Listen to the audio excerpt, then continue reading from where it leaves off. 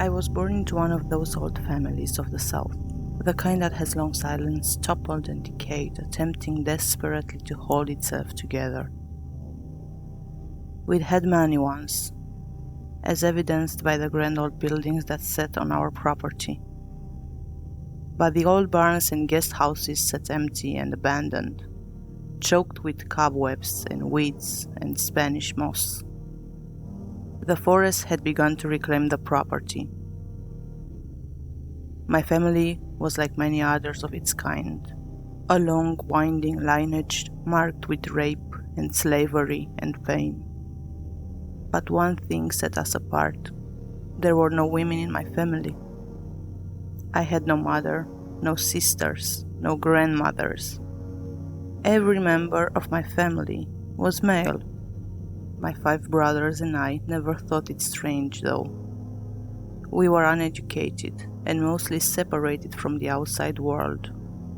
Our days were spent laboring on the decaying property. All of our efforts inevitably useless. When we weren't plucking weeds or clearing out the decades of trash from the various buildings, we played. The quasi-wilderness of our home was a perfect stage for our games. My father was a kind man, but strict. Our self-contained life came with a strange set of rules. There was a chapel on the property, a small white thing half hidden in the woods. It was in better condition than anything else due to my father's doting care. We were not allowed inside the chapel without him, however. A padlock on the door prevented us from sneaking in. We were on occasion allowed to go to town. It was a half-hour walk through the woods to get there. And excursions were highly anticipated. There were conditions, though. We had to stick together, and we weren't allowed to talk to women. We could talk to men and other boys, but my father strictly forbade us from talking to women, girls, even old maids. He instructed us to say hello and good day and yes ma'am and thank you ma'am, like good little southern boys. But other than that, not a word. This was weird, of course. But everyone in town seemed to abide by these rules as well. The women would give us curt nods and avoid us otherwise. It was so ingrained into our daily lives that none of us ever questioned it. It wasn't going to work forever, of course. My older brother Jamie started making eyes at a pretty girl who worked at the drugstore ice cream counter. She made eyes back. Soon, he was sneaking off to be with her during our visits. He would leave my brothers and I at the drugstore or the park, buying our silence with penny candy and ice cream. Jamie's little tryst didn't last long, though. Laszlo, the second youngest, had always been loose-lipped. One day, when we came back from town, our father asked us what we did. "Jamie snuck off," Laszlo blurted. "He always goes and sneaks off to see that ice cream girl." Pa's face grew very pale. He turned to Jamie and seized him by the shoulders. "Is that true?" he asked in a voice that was much too quiet. "You're seeing a girl." A tense silence hung over us. Jamie opened his mouth, closed it. "Jamie, come join me on the porch," Pa said icily. My father never hit us. I want to make that clear. But when he was truly angry or upset, he had a way of talking that cut you to the bone, that made you feel like absolute dog shit. When I was really little and got in trouble, I would hide and cry for hours afterwards, consumed by guilt. Jamie and Pa went onto the porch. The rest of us dispersed throughout the house. The happy mood of the day soured. For a couple weeks afterwards, we beat on Laszlo especially hard. and gave him the worst roles in our games. After that, he mostly kept his mouth shut. Jamie returned with a pale face. He didn't talk to any of us until the morning, where he tried to act like nothing had happened. I caught him alone that day. I tugged on his sleeve and asked, "What did Pa say to you the other night?" Jamie looked down at me. His face suddenly seemed very old, but he gave me a weak smile and tousled my hair. "Not your business," he said. "Don't worry about it." I wasn't in the habit of displeasing my older brother, so I went along with my life. The next time we went to town, the ice cream girl batted her eyes at Jamie, but he stared straight away from her and she frowned sadly. She wasn't as nice to us after that. There isn't much else to say of my childhood. It was unique, surely, but we had always lived our lives that way, and I was not the questioning type. Our existence continued rather uneventfully for years. My brothers and I cleaned old houses that would never be occupied, and weeded yards that would never be used. The forest grew in faster than we could pluck.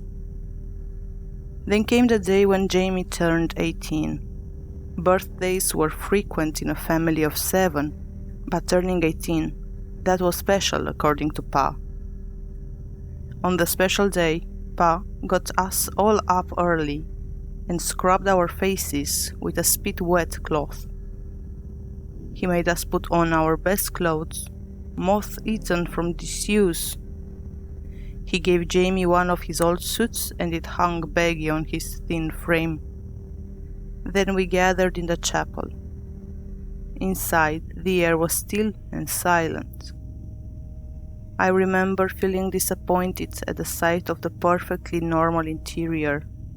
I always expected there to be some great, terrible secret that my father was guarding. But it was just an old chapel.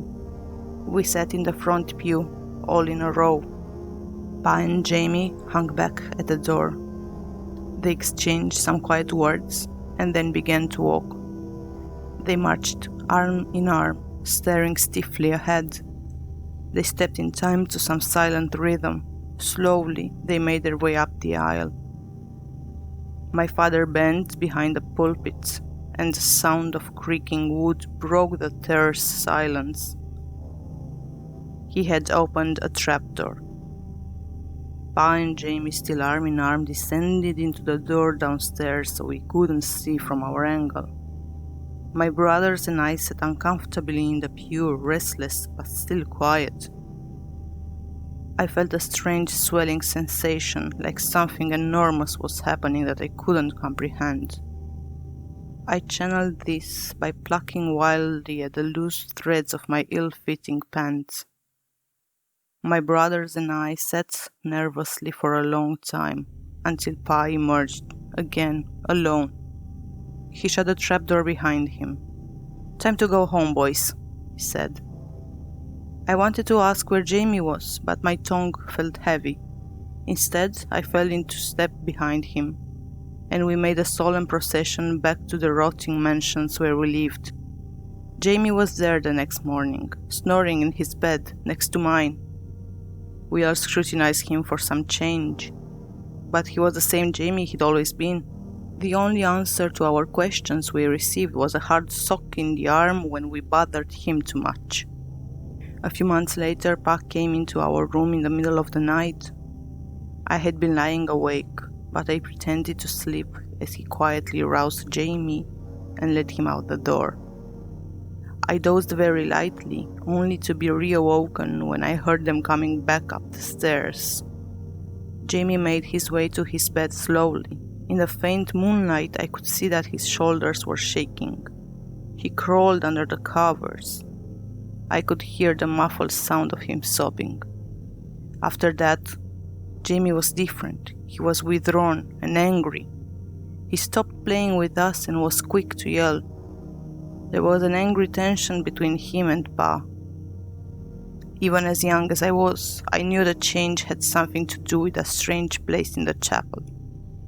I wouldn't have to wait long to find out the secret of our family. After all, I was the second oldest.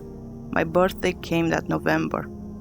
I remember every second of that day. Pa woke me before my brothers. He brought me into the master suite, where he spent the nights of his lonely existence. The room might have once been grand, but now the walls were ashy with cigarette smoke, and it smelled like stale living. The bedsheets were rumpled on only one side. It made me sad to think of Pa sleeping alone every night in that huge, moth-eaten bed. Pa dressed me in the same suit that Jamie had worn. It fit me a little better. I was fuller and shorter than he was. I looked in the mirror and felt a flash of pride. I was a proper gentleman for once, like those clean-cut men in the old magazines we sometimes found while cleaning. No longer a dirty-faced little boy. Pa stepped back after fixing my tie, his eyes shining. The harsh line of his mouth wobbled as he rubbed his thumb across my cheekbone. "I'm so proud of you," he said, and hugged me. My chest swelled with warmth and pride. We walked through the woods to the little white chapel. It was cold and the woods were alive in red and orange. My brothers gathered in the pews while Pa and I waited outside the doors. He looped his arm through mine and looked at me. "Just follow my lead," he murmured, patting my arm. His words soothed me. The doors of the chapel swung open on their own, and the sound of the church bells echoed through the woods, though the rusty bell in the tower sat still. But I wasn't afraid. Pa walked me down the aisle towards the empty pulpit. We walked in time to the toll of the bells, something I realized only the two of us could hear. My brothers whispered and fidgeted in the pew. Jamie sat on the far end, staring straight ahead, his eyes dull and back stiff. Behind the pulpit lay the secret trapdoor, ancient and mouldered. Pa gave the rusted brass ring a mighty pull, and it opened with a creak. Before us lay a stone staircase riddled with cracks and dappled with moss and mushrooms. The shallow stairs led into the dark. For the first time that day, I felt something other than anticipation and pride. I was afraid, but I think, looking back, that I would have been unable to leave if I tried. Pa and I walked carefully down the stairs. He still held tight to my arm. We emerged into an earthen tunnel, tall enough for us to walk upright. The roots from the ceiling brushed over our heads. For a moment, we stood still. There was a strange sputtering sound, and the breeze blew from the darkness ahead. That should have been impossible, as the tunnel seemed to only go deeper into the ground. But as the breeze came, so did light. Alcoves have been scooped into the earthen walls, and tens of candles suddenly burst to life in their wax-filled recesses. I jumped as the sudden light revealed hundreds of moths. They took off, excited by the flame. Their soft wings flapped and brushed against my cheek. As Pa and I walked down the tunnel, my apprehension grew. I started shaking. Pa stood resolute by my side, his presence steadying. I don't know how long we walked in silence. The tunnel was not without its own sound. The pop of fat from candles, the drip of moisture from ceiling, the tampering of our shoes, and the fluttering of moths' wings. They landed on my shoulders and my head and bounced off of my face often. I wanted to ask Pa where we were going, but yet again I stayed silent. Soon, I became aware of a faint sweet smell. Almost at the same time, the candlelight revealed a door. Moths were clustered around it so thickly that it appeared the frame was made of a canvas of pale, shivering wings, patterned to me in the flickering candlelight. The hollows of his face were cast in sharp relief. He looked more like an ape than a man. "This is where I leave you, son," he said. He put his hands on my shoulders. "Don't be afraid. You won't be hurt, I promise. Just do what nature tells you to do." He saw that I was shaking, and he laid his hands on my face. "This is our family's legacy, Ellie. Jamie did this, I did this, my father before did this. It's as old and ancient as our blood, older even. Nothing is going to harm you." "Okay," I choked out. My father smiled wanly, then turned and left me before the door. He disappeared back the way we came, and I was alone. Cautiously, I pushed open the stone door. The moths fluttered away from it, forming a cloud that I had to bat away to see. The chamber that I emerged into was huge. The walls were lined with hundreds of alcoves with candles burning bright, and more candles were spread across the floor. Across from me, there was a great white bed surrounded by gossamer curtains. The sweet smell was overpowering, undercut by something primal and funky like body odor. Then the bed moved. From its side unfolded pairs of strange appendages. I struggled to comprehend what I was seeing. They were arms, human arms, ending in human hands, but they bent in too many places and they were too long and pale.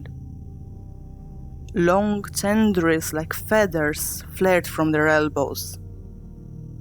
It wasn't a bed, it was a person, perhaps in the loosest sense of the word. Its body was huge, white and bloated. What I thought were pillows were actually huge pendulous breasts bare of nipples. The swell of the bed's comforter was a huge stomach, sagging down to the ground in ripples of white flesh. As I watched, a pair of the arms reached to gently part the gossamer's curtains, like a bride lifting a veil. Its face, how to describe its face? Once, cleaning trash out of our house, I found an old china doll. It had a puffy, exaggerated expression of innocence, though time had worn the paint from its face and gave it only the barest imitation of humanity. The creature's face looked like that doll, but its eyes were large and bulging and completely black.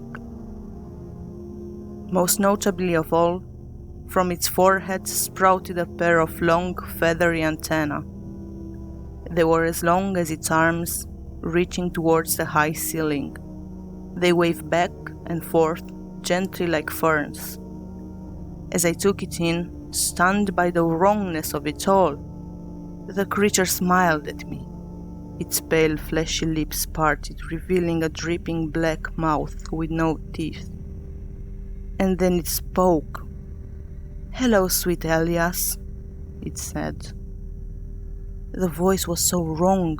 The intonation and words were clearly English, the voice feminine, but it had a weird buzz to it, and a thick quality like someone speaking with their throat blocked. I was somehow able to find my own voice. "What are you?" I asked. "How do you know my name?" A strange buzzing and clicking noise came from the creature. The fat on its body rolled like waves, and the toothless mouth gaped wider. It was laughing. "I am you," it it said. "You are the fruit of my loins. I birthed your brothers, and your father, and your father's father, and his father before him. I know every inch of you, your flesh, for it grew and pupated within me. Now the time has come for you to give of yourself, so I may have your son." I understood almost immediately. I felt a mix of horror and repulsion, but it was far off, suppressed. The sweet smell filled my nostrils. It made my head swim. My skin was hot and itchy in the ill-fitting suit. I should have been terrified. I should have been disgusted. I am in retrospect, but I was under the spell of the creature. The scent of its pheromones too powerful for my brain to comprehend. In that moment, I knew that my body served a singular purpose, and I knew what that purpose was. Then I was before the creature. Its many arms patted my hair, my body, my face, the soft feathers tickling me. It cooed and spoke to me as I climbed on top of it, my body sinking into its soft and yielding flesh. I lay on its stomach, its bosom as my pillow. Lying against its skin, though it was tacky like dough, I felt a comfort I had never known, nor have ever known since. I was safe, I was swaddled, I was loved. It wrapped its spindly arms around me, its buzzing words of encouragement burrowing into my brain like worms. And then I began to move my hips, and I was in heaven. I'll spare you the mechanical details of that coupling. Me recalling having sex with a moth monster, who was also apparently my mother and grandmother, is just as traumatizing as you reading about it. But what I must say is that I have never felt pleasure like that ever since. I have never once felt so held, so loved, and so safe. I know now that I wasn't in my right mind, and recalling it makes me nauseous. But there are still nights I jolt awake feeling a ghost of that heavenly pleasure. And for a moment I grieve that I'll never feel it again. I don't know how long I was in the chamber with that thing. I vaguely remember dressing myself slowly, still drunk from the pheromones in the air. I remember the creature rubbing its belly as I left, followed by a cloud of moths. I slept dreamlessly for hours and hours. Over dinner, I made eye contact with Pa as I was shoveling spaghetti into my mouth. He beamed at me proudly, and I felt good. But Jamie was looking at me also. He didn't return my smile, his mouth now permanently set in a grim line. As the encounter with the moth creature faded like a dream, Jamie continued to bother me. Hadn't he experienced the same heavenly pleasure I'd had? Sure, there were lingering dregs of fear, even disgust at what I've done. But if everyone in our family had done it, what was the harm? It was our legacy after all. More time passed, and my confusion turned to anger. Jamie barely interacted with us anymore. Did he think he was better than us? Did he think that his feelings made him separate from the family somehow? I never got a chance to confront him. He came to me. It was about 5 months after my 18th birthday. Life had continued as normal, but one morning when we woke up, there was a strange feeling in the air. I made a comment about it to my brothers, but they just looked at me blankly. As we went about our chores, I felt strangely happy. We were walking out of one of the old guest houses when Jamie grabbed me roughly by the arm and pulled me away. He was nearly nose to nose with me, and his eyes were bright and wild. "You listen good now, Ellie," he hissed. "Why the hell do you think Pa never lets us talk to girls in town?" I looked at him in confusion. "That thing in the chapel," he continued. "It doesn't want outside competition. It gave birth to all of us, boys, but it can't control the gender of the baby it makes. Why do you think there's no girls in our family? What do you think happens when one is born? The beginnings of dread began to creep up from my stomach. Yours is coming today, Jamie continued, his mouth turning to a scowl. He let go of the vice grip on my arm. And for your sake, I hope it ain't a girl. His face fell. I wasn't so lucky. Before I could say anything, he was gone, stalking off after the rest of our brothers. I stood staring after him. As night came, my dread grew. Gone was my pleasant mood from before. Night found me sleepless, and I stared at the ceiling for hours. When the door creaked open, I knew it was Pa. He came to my bedside and motioned for me to join him. We made our way through the dark woods to the chapel. The bad feeling was everywhere, soaked into the very air. The creatures of the night were silent, and it was cold. The chapel stood a white smear in the darkness. We went inside. The floorboards seemed to vibrate, and when Pa opened the trapdoor, I heard it. A terrible buzzing wail full of anger and pain, punctuated by inhuman squeaks and growls. I had heard the sound of animals in pain before. This was like some sort of horrible symphony of all those cries. I recoiled at the sound, standing rooted to the spot. I looked at Pa to see if my horror was reflected in his face. It was to some extent, but over it lay a veneer of hardness. I realized then that whatever was happening was no mystery to him. He had probably experienced it 100 times before. He took my arm and practically dragged me down the tunnel. The moths were flapping around wildly, diving at us and bouncing off the walls. A few of them flew into the candle flames, their feathery wings burning as fast as paper. The screaming got louder. We came to the chamber. The creature was in the same spot, but this time its body was rippling like a wave. Some of its arms were braced on the walls and floor. The sweet smell was gone, replaced by that of blood and viscera. The creature's puffy doll face was twisted in a horrifying mask of pain and rage. Spittle flew from its black mouth as it wailed, the sound bouncing around the chamber. Its antennas swiveled wildly around its head, every feather twitching and shaking. At the sight of us, its pallid face contorted further. "Levi," it bellowed my father's name, "what have you wrought? The fruit of your loins beget me only curses." I was transfixed by the creature's rippling body, by the raising in the back of my throat. It was pushing something out, I realized. A dark puddle was forming on the floor beneath it. My father moved toward the creature like he meant to comfort it. A pair of arms sideswiped him with surprising strength, sending him careening into the wall.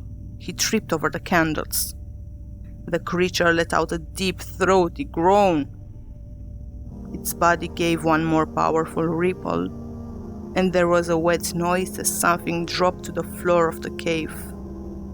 What lay before me was essentially a cocoon.